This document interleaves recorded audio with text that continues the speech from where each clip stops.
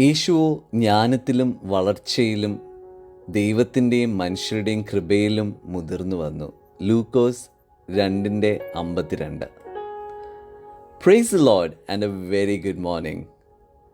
അലേർട്സിൻ്റെയും ശബ്ദങ്ങളുടെയും മഴവെള്ളപ്പാച്ചിലിൻ്റെയും ഒക്കെ നടുവിൽ അചഞ്ചലരായി ധൈര്യത്തോടെ അവൻ്റെ കൃപയിൽ ആശ്രയിച്ച് നിൽക്കാൻ ഒരു പ്രഭാതം കൂടെ തന്ന കർത്താവിനെ സ്തുതിച്ചുകൊണ്ട് നമുക്ക് ആരംഭിക്കാം. ഇങ്ങനെ അനിശ്ചിതത്വം നിറഞ്ഞ സാഹചര്യങ്ങളിൽ നമ്മളെ തന്നെ ആശ്വസിപ്പിക്കാൻ യേശുവിൻ്റെ ജീവിതത്തിൽ നിന്ന് സിമ്പിളായി തോന്നിയേക്കാവുന്ന എന്നാൽ വളരെ ശക്തമേറിയ ഒരു ഭാഗം നമുക്ക് ഒരുമിച്ച് ചിന്തിക്കാം.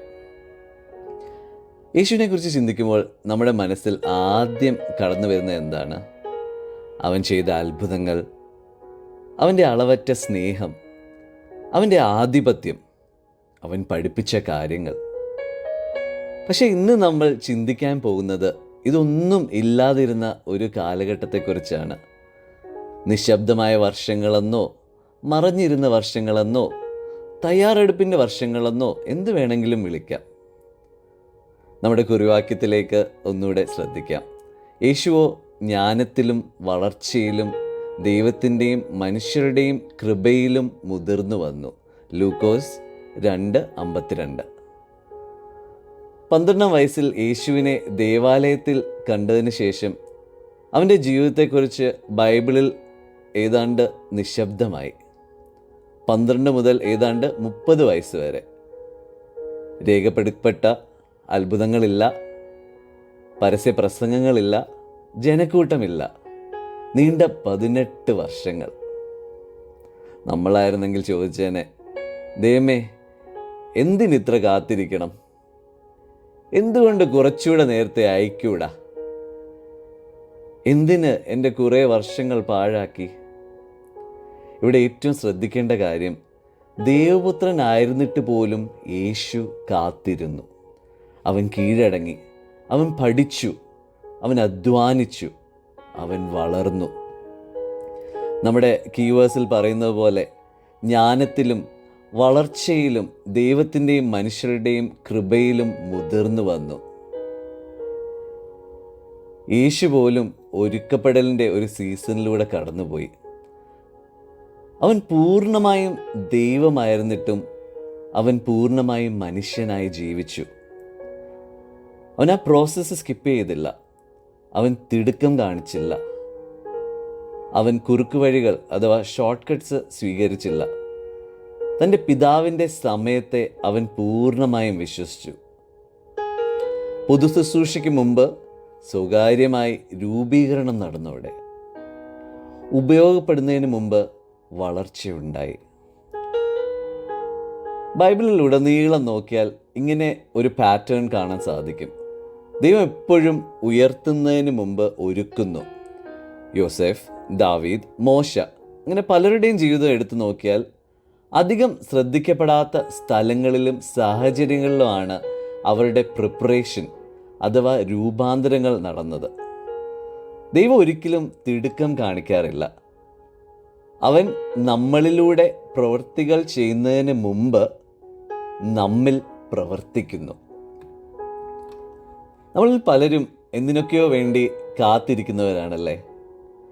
അത് ചിലപ്പോൾ മെച്ചപ്പെട്ട ഒരു ജോലിക്കായിരിക്കാം, ഒരു നല്ല ജീവിത പങ്കാളിക്കായിരിക്കാം, ശുശ്രൂഷയ്ക്കോ അത്ഭുതങ്ങൾക്കോ, അതല്ല ഒരു ബ്രേക്ക് ത്രൂവിന് വേണ്ടി തന്നെ ആയിരിക്കാം. പക്ഷേ നമ്മുടെ പ്രാർത്ഥനയുടെ മേജർ ഫോക്കസ് പലപ്പോഴും കർത്താവേ എപ്പോൾ, കർത്താവേ എത്ര കാലം എന്നൊക്കെ ആയിരിക്കും. അവിടെയാണ് പലപ്പോഴും നമുക്ക് തെറ്റിപ്പോകുന്നത്. തയ്യാറെടുപ്പിൻ്റെ കാലഘട്ടത്തെ കാത്തിരിപ്പിൻ്റെ കാലഘട്ടമായി കണ്ട് നിരാശപ്പെടുന്നു. നമുക്ക് എന്ത് ലഭിക്കുന്നു എന്നതിനേക്കാൾ നമ്മൾ ആരായി മാറുന്നു എന്നതിനാണ് ദൈവം കൂടുതൽ പ്രാധാന്യം നൽകുന്നത്. ഇതിനോടൊപ്പം തന്നെ കൂട്ടിച്ചേർക്കേണ്ട മറ്റൊരു കാര്യമുണ്ട്. താങ്കൾ വിഷയത്തിൽ നിന്ന് തെന്നി മാറുന്നു എന്ന് തോന്നിയേക്കാം. പക്ഷേ ഈ ഒരു ടോപ്പിക് മെഡിറ്റേറ്റ് ചെയ്യുന്നതിനോടൊപ്പം തന്നെ പലരുടെയും ഇടയിലുള്ള ചില തെറ്റിദ്ധാരണകൾ ഒന്ന് ക്ലിയർ ചെയ്തു പോകുന്നത് വളരെ അത്യാവശ്യമാണ്. ദൈവത്തിൻ്റെ സമയത്തിനായി കാത്തിരിക്കുക എന്നത് ഒന്നും ചെയ്യാതിരിക്കുക എന്ന് അല്ല. വിളി എന്തെന്ന് മനസ്സിലാക്കി അതിനായി തയ്യാറെടുക്കുക എന്നത് ഉത്തരവാദിത്തങ്ങളിൽ നിന്ന് ഒളിച്ചോടുക എന്നല്ല. വിശ്വാസം എന്നത് പ്രയത്നത്തിൻ്റെ പകരമായത് എന്ന് ഒരിക്കലുമല്ല. യേശുവിനെ ഒന്ന് നോക്കിക്കേ. എന്നെ ഇതിലും വലിയ കാര്യങ്ങൾക്കായി വിളിച്ചിരിക്കുന്നു എന്ന് പറയാൻ ആർക്കെങ്കിലും അവകാശമുണ്ടെങ്കിൽ അത് യേശുവിനായിരുന്നു. എന്നിട്ടും അവൻ തികച്ചും സാധാരണമായ കാര്യങ്ങളിലുള്ള വിശ്വസ്തത തിരഞ്ഞെടുത്തു. ആ 18 വർഷങ്ങൾ തൻ്റെ ലോകപരമായ മാതാപിതാക്കൾക്ക് കീഴടങ്ങി അധ്വാനിച്ച് തൻ്റെ കുടുംബത്തോടുള്ള കടമകൾ നിറവേറ്റി. ദൈവപുത്രൻ ആശാരിപ്പണി പോലുള്ള ഒരു കുലത്തൊഴിൽ പഠിച്ചു, പരിശീലിച്ചു. ലോകരക്ഷകൻ ഒരു സാധാരണ മനുഷ്യനെ പോലെ അധ്വാനിച്ചു, തൻ്റെ വിളിയുടെ പൂർത്തീകരണത്തിനായി കാത്തിരുന്നു. വലിയ ഉത്തരവാദിത്തങ്ങൾ ഏൽപ്പിക്കുന്നതിന് മുമ്പ് ചെറിയ ഉത്തരവാദിത്തങ്ങൾ നമ്മൾ എങ്ങനെ കൈകാര്യം ചെയ്യുന്നു എന്ന് ദൈവം നിരീക്ഷിക്കുന്നു. ലൂക്കോസ് 16:10 പറയുന്നത് പോലെ, അല്പത്തിൽ വിശ്വസ്തനായവൻ അധികത്തിലും വിശ്വസ്തൻ. ശുശ്രൂഷ ഒരിക്കലും ഉത്തരവാദിത്തങ്ങൾക്ക് പകരമാവില്ല. നമുക്ക് നമ്മുടെ വിഷയത്തിലേക്ക് തിരിച്ചു വരാം. നമുക്ക് പലപ്പോഴും ഇൻസ്റ്റൻറ്റ് നൂഡിൽസ് ആണ് ഇഷ്ടമെങ്കിൽ ദൈവം നമ്മുടെ ജീവിതത്തിൽ പ്രിഫർ ചെയ്യുന്നത് ആ സ്ലോ കുക്ക്ഡ് മീറ്റാണ്. ഓൺ എ സീരിയസ് നോട്ട്, നമ്മൾ പലപ്പോഴും ആഗ്രഹിക്കുന്നത് തൽക്ഷണ അനുഗ്രഹങ്ങളാണ്. എന്നാൽ ദൈവം ആഗ്രഹിക്കുന്നത് അവ തരുന്നതിന് മുൻപേ നമ്മളെ ഒന്ന് ഒരുക്കുക എന്നതാണ്. താമസം ഒരിക്കലും അനുഗ്രഹം നിഷേധിക്കാനല്ല, മറിച്ച് അത് ലഭിക്കാൻ വേണ്ടി നമ്മെ പ്രാപ്തരാക്കാനാണ്. വീണ്ടും കുറിവാക്യത്തിലേക്ക് നോക്കിയാൽ വളർച്ചയുടെ 3 മേഖലകളാണ് കാണിച്ചു തരുന്നത്. ഒന്നാമത് ജ്ഞാനം, അതായത് ആത്മീയ പക്വത. ദൈവത്തെ അറിയുക, അവൻ്റെ വചനം മനസ്സിലാക്കുക, അവൻ്റെ ശബ്ദം കേൾക്കാൻ പഠിക്കുക. രണ്ടാമത് ആകാരവടിവ് അഥവാ സ്റ്റേച്ചർ, അതായത് ശാരീരികവും വൈകാരികവുമായ വളർച്ച. ഉത്തരവാദിത്വം ഏറ്റെടുക്കുക, അച്ചടക്കം പഠിക്കുക, സ്ഥിരത പഠിക്കുക. മൂന്നാമത് ദൈവത്തിൻ്റെയും മനുഷ്യരുടെയും പ്രീതി ലഭിക്കുക. അത് സ്വഭാവത്തെ കാണിക്കുന്നു. സത്യസന്ധത, ബന്ധങ്ങളിലുള്ള ആത്മാർത്ഥത, വിശ്വാസ്യത അഥവാ ഫെയ്ത്ത്ഫുൾനെസ്. ആത്മീയമായി വളരുന്നതിനോടൊപ്പം തന്നെ ഒരു വ്യക്തിയെ സംബന്ധിച്ചിടത്തോളം സ്വഭാവ രൂപീകരണത്തിൻ്റെ എല്ലാ മേഖലകളിലും നമ്മൾ വളരാൻ ദൈവം ആഗ്രഹിക്കുന്നു. ഈ സൈലൻറ്റ് പീരീഡിനെ പറ്റി പറയുമ്പോൾ ചിലപ്പോൾ നമ്മൾ അദൃശ്യരാണെന്ന് തോന്നിയേക്കാം.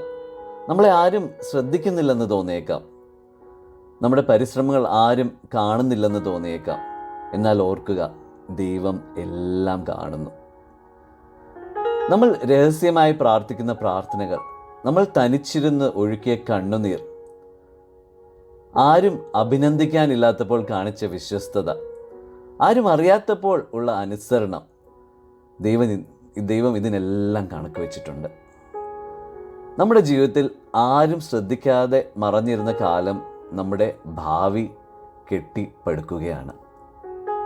യേശുവിനെ മറഞ്ഞിരുന്ന 18 വർഷങ്ങൾ അവനെ 3 ശക്തമായ വർഷത്തെ ശുശ്രൂഷയ്ക്കായി ഒരുക്കി. ഈ പ്രഭാതത്തിൽ നമ്മളിൽ പലരും കാത്തിരുന്നും പ്രാർത്ഥിച്ചും പ്രതീക്ഷിച്ചും മടുത്തുപോയവരായിരിക്കാം. എന്നാൽ ഒരു കാര്യം ഞാൻ ഉറപ്പിച്ചു പറയാം, ദൈവം നമ്മളെ മറക്കുകയോ ഉപേക്ഷിക്കുകയോ ചെയ്തിട്ടില്ല. പകരം നമ്മെ ഒരുക്കിക്കൊണ്ടിരിക്കുന്നു. ദൈവം തിരശ്ശീലയ്ക്ക് പിന്നിൽ പ്രവർത്തിക്കുന്നു. ശരിയായ സമയം വരുമ്പോൾ ആർക്കും അടയ്ക്കാൻ കഴിയാത്ത വാതിൽ അവൻ തുറക്കും.